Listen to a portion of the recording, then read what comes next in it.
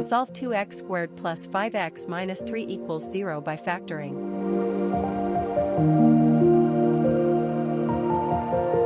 We have a quadratic equation in standard form. To solve it by factoring, we look for two numbers that multiply to the product of the coefficient of x squared and the constant term, and add to the coefficient of x. After examining the factors of -6, we find that 6 and -1 satisfy our conditions, allowing us to rewrite the middle term as the sum of two terms. By rewriting the middle term, we can now group the first two terms and the last two terms, which allows us to factor the equation further.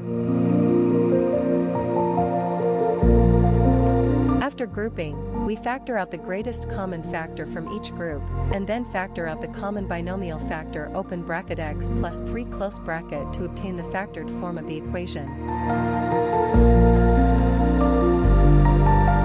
Finally, we apply the zero product property to find the values of x that satisfy the equation, giving us our solutions.